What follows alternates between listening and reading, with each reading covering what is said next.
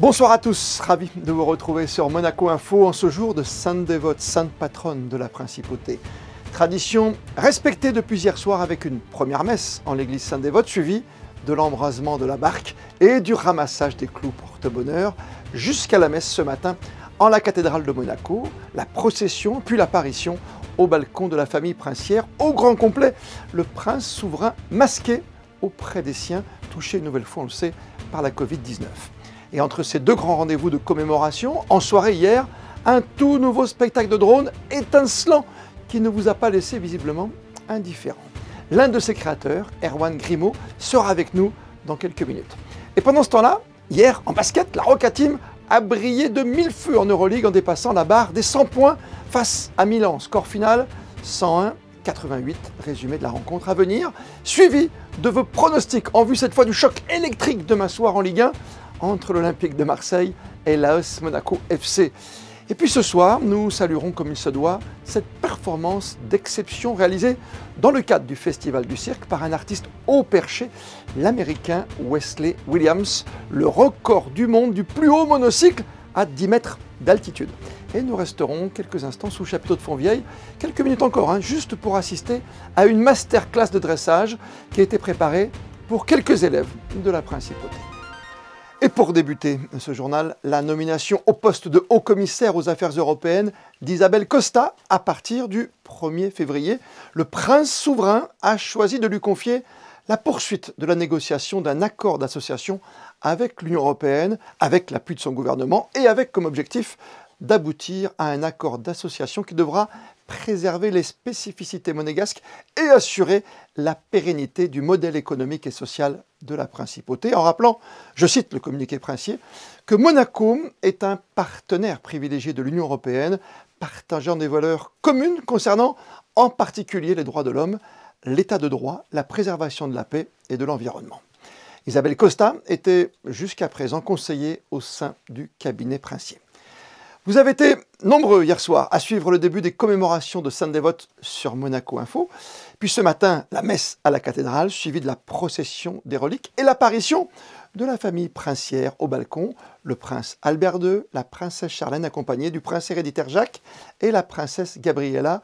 Ils ont pu suivre hier soir, comme nous, comme vous, la nouvelle performance de l'équipe dirigée par Erwan Grimaud, MC Click, avec un spectacle de drone spécialement conçu pour cette soirée si particulière en Principauté. Bonsoir Erwan.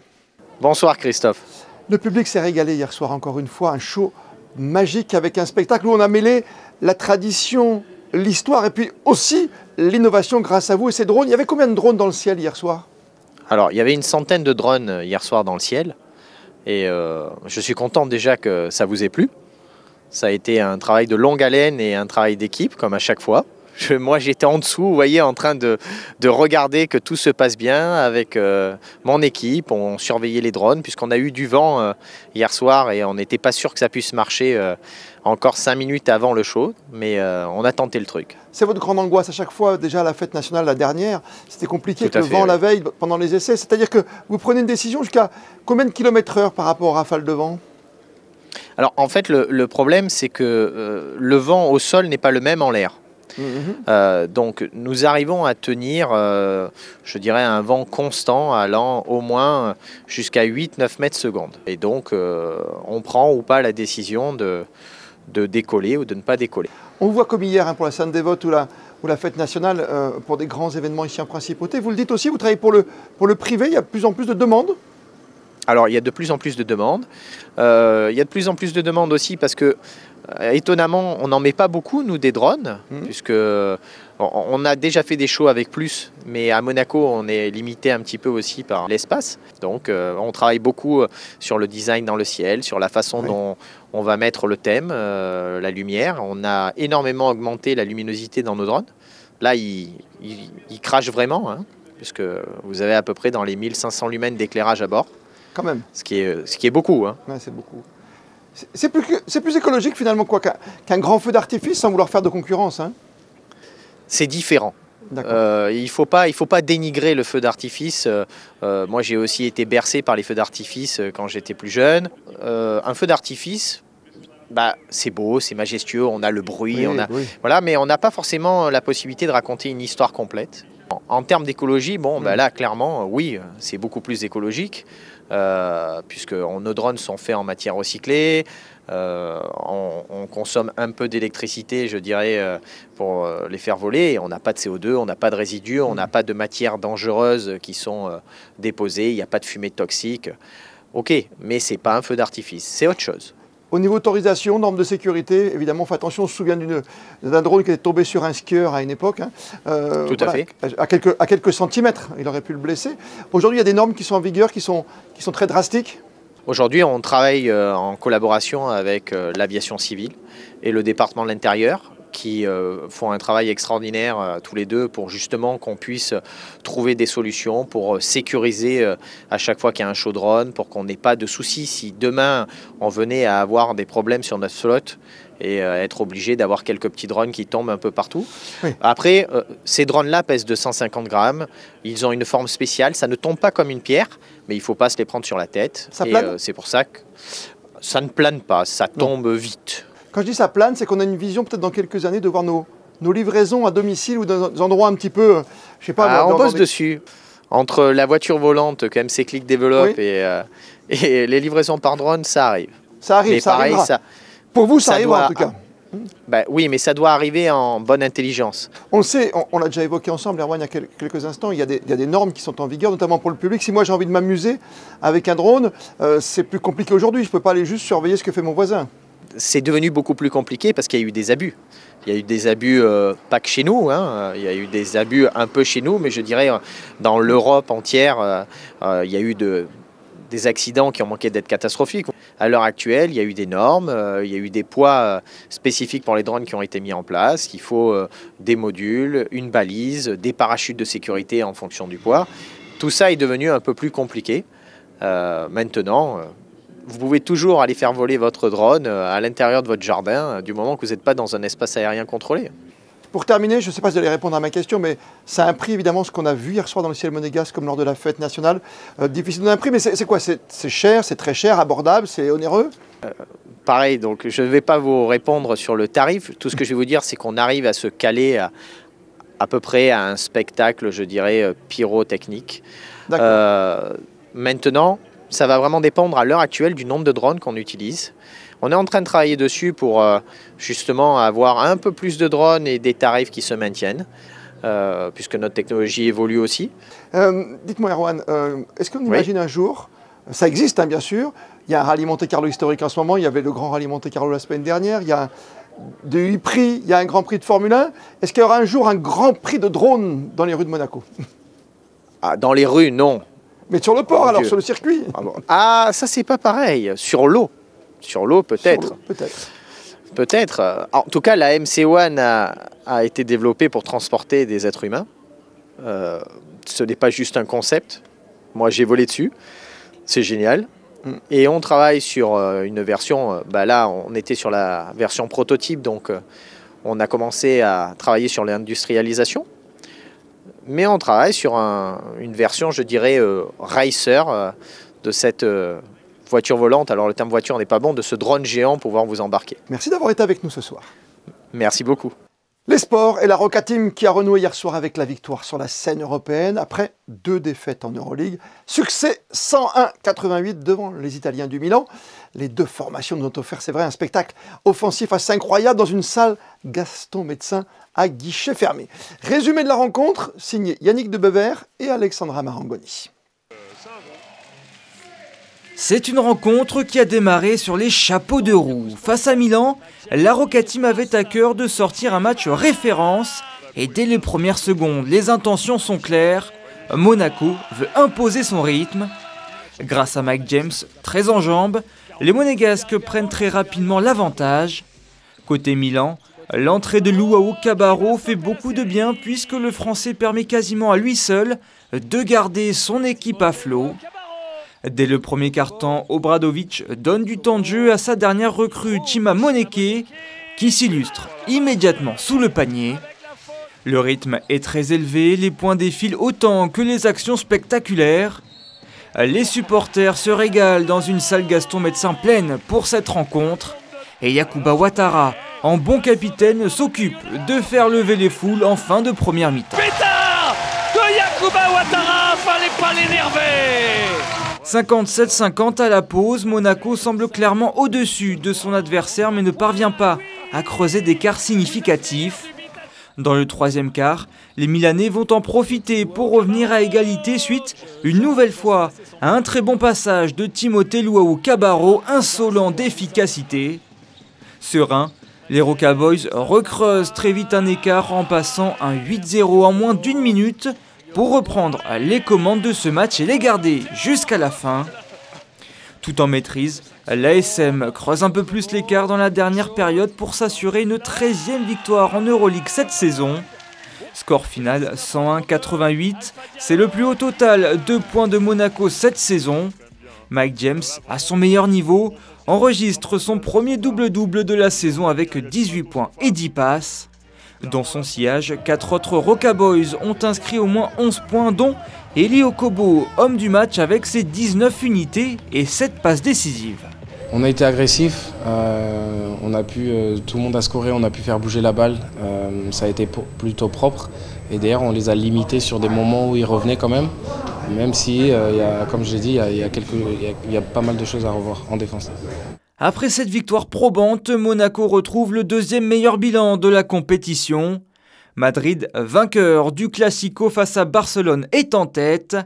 Le prochain adversaire pour la Roca Team sera Berlin, actuellement 17e du classement. Avant Berlin, mercredi, la Roca Team se déplacera ce dimanche à Villeurbanne pour le compte de la 19e journée de la Betclic Elite. Et focus demain sur cette rencontre dans votre journal, sur Monaco Info.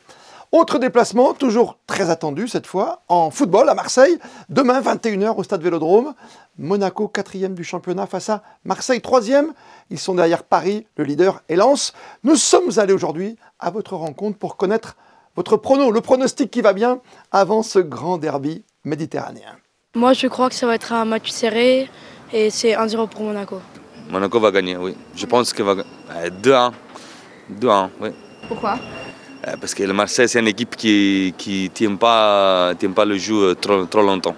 Moi, je les vois gagnants. Alors combien ? Un but d'écart. Un score éventuellement ? Ça, c'est difficile.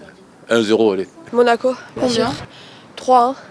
Pourquoi 3-1 ? Je sais pas, ils sont en forme maintenant et ouais, on les supporte, du coup, voilà.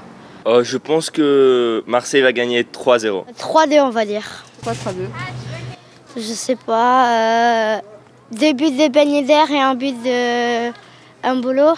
Connaisseur. Et dans la foulée du Grand Rallye Monte-Carlo et la 9e victoire de Sébastien Ogier, le Monte-Carlo historique qui continue d'entretenir de son côté la belle histoire du sport automobile avec son tracé à l'ancienne et en premier lieu ce fameux parcours de concentration au départ de plusieurs villes en Europe, Londres, Badembourg, Reims, Oslo, Turin, 5 itinéraires pour une destination commune, Monte-Carlo.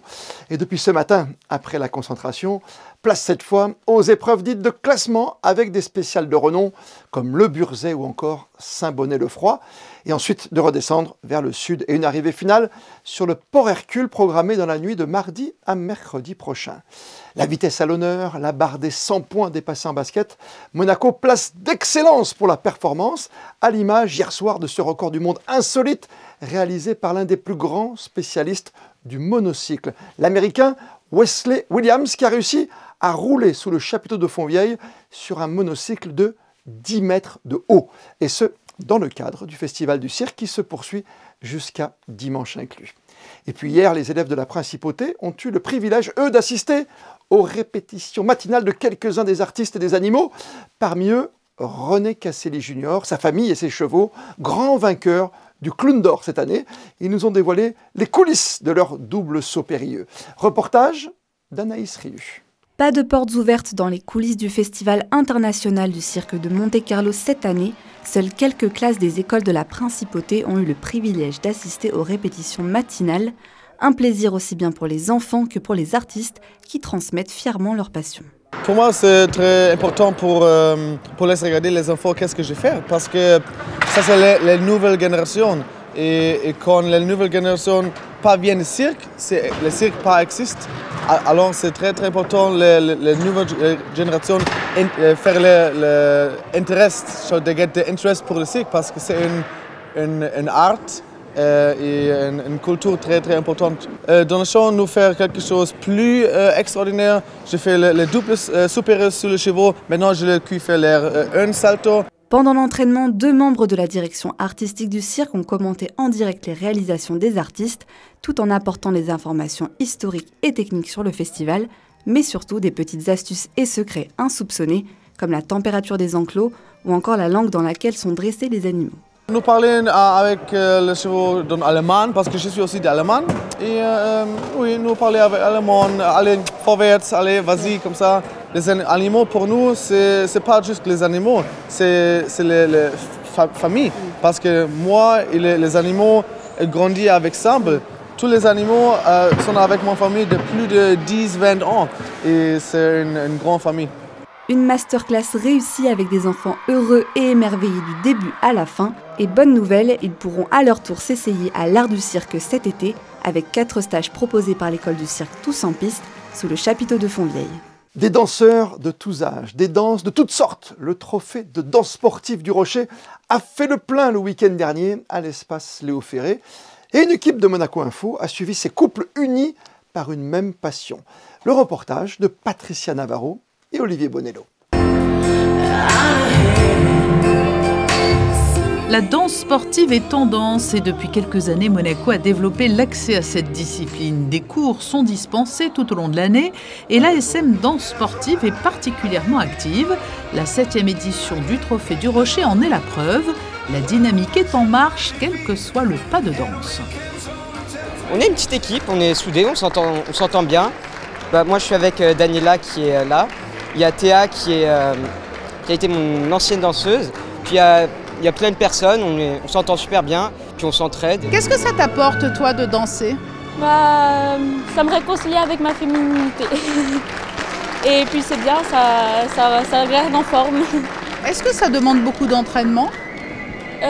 D'entraînement, oui, de mémoire et beaucoup de mentalité forte et de motivation. Les jeunes sont très présents sur ce type de compétition à l'heure où certains s'orientent plus vers des sports classiques comme le tennis, le football ou le basket. La danse sportive a donc ses adeptes, même si la découverte ne s'est pas toujours fait spontanément. Quand on dit qu'on fait de la danse, à mon âge, en général, ça incite au rire, ouais, tu fais un sport de fille, etc. Parce que tout simplement, c'est pas un sport comme les autres, en fait, c'est un art, c'est quelque chose d'unique. Et puis voilà, c'est un sport qui devrait être découvert beaucoup plus dansé parce que c'est quelque chose vraiment d'incroyable. Ça fait vivre, ça rend heureux, c'est exceptionnel. Un sport comme un autre avec ses codes et ses critères de jugement. Alors en fait, on a ce qu'on appelle des pads. Ce sont des petits téléphones sur lesquels nous avons les numéros des couples qu'on doit sélectionner. Et après, en finale, on doit les classer de 1 à 6. Alors là, justement, sur les couples qui viennent d'effectuer plusieurs types de danse, sur quoi avez-vous porté votre attention? Alors d'une manière générale, déjà sur l'aspect technique de la danse, de savoir s'ils sont ensemble, sur la musique, puisqu'on fait un sport avec de la musique, donc c'est le critère numéro 1, de pouvoir danser en musique. Et ensuite, l'aspect également esthétique, voir si le couple est harmonieux et s'il y a une certaine grâce dans leur mouvement. Tango, valse, quick-step, samba, cha-cha-cha ou rumba se sont enchaînés à un rythme soutenu jusque tard dans la soirée, sous le regard d'un public toujours plus nombreux chaque année, signe d'une discipline en plein essor. La maison Hauser & Wirth Monaco met à l'honneur l'artiste peintre américaine Amy Sherald, un autre visage de l'Amérique haut en couleur et accessible au plus grand nombre. Situé au One Monte Carlo, la galerie offre une nouvelle vision de l'art contemporain avec cette exposition qui se tiendra jusqu'au 15 avril. Christine Datomel, Thomas Deus se sont rendus sur place. Artiste progressiste contemporaine, Amy Sherald est l'une des peintres les plus célèbres des États-Unis et sa vision artistique a dépassé les frontières puisqu'elle commence à faire parler d'elle également en Europe. Lancée au mois d'octobre à Londres, cette exposition itinérante installée pour quelques mois au Monte Carlo One présente des œuvres de Amy Sherald qui mettent en lumière la communauté africaine des États-Unis, une communauté qui a souvent été en marge de la société, qui a longuement été exclue et politisée durant l'histoire, et notamment durant l'histoire de l'art. Elle choisit des photographies, soit des photos, soit des tableaux assez iconiques de l'histoire de l'art. Et effectivement, elle leur fait référence, elle arrive à les réinterpréter d'une façon assez gaie. Elle célèbre en fait la vie dans ces tableaux. Et aussi, elle arrive à créer un nouveau monde. Donc c'est comme le titre de l'exposition, The World We Make. Elle veut créer un nouveau monde, un monde où la communauté africaine-américaine en fait est humanisée et un monde où elle arrive à réinsérer cette communauté aussi dans notre histoire. Dans cette exposition, l'artiste a souhaité représenter donc la communauté africaine vivant en Amérique dans son individualité, tout en traversant plusieurs époques et références de l'histoire de l'art. Une exposition à voir de toute urgence. Vous avez jusqu'au 15 avril pour vous rendre au Monte Carlo One. La météo de ces prochaines heures, c'est avec vous, Yannick de Bever. Bonsoir à toutes et à tous. La journée de ce samedi ressemblera comme 2 gouttes d'eau à aujourd'hui, même si les températures seront encore un peu plus fraîches et ne devraient pas passer la barre des 10 degrés. En ce samedi 28 janvier, nous célébrerons saint Thomas d'Aquin, le saint patron des écoles et universités catholiques. Et comme le veut la tradition, on termine votre journal en photo avec, à l'occasion de la Sainte Dévote, un retour dans le passé. C'était il y a 20 ans, une cérémonie suivie quelques mois plus tard d'un déplacement princier en Corse. En effet, à l'occasion des 1700 ans de l'anniversaire du martyre de Sainte Dévote, le prince Régnier III et le prince héréditaire Albert s'étaient rendus à la Pentecôte sur le site de Mariana, où Dévote fut martyrisé. Avec de très nombreuses personnalités de la principauté, des pénitents monégasques et quelques 200 pèlerins venus spécialement de Monaco, le prince Régnier III et son fils ont pris part, entre autres, à une messe dans la canonica et à la procession qui s'en est suivi. Et rappelons que le 31 mai prochain débutera l'année Régnier III en principauté. Le prince Régnier qui aurait eu 100 ans alors. Les photos ont été réalisées il y a 20 ans par Charlie Gallo. On se retrouve demain, 19 h, pour une toute nouvelle édition de votre journal sur Monaco Info. D'ici là, belle et bonne soirée à toutes et à tous.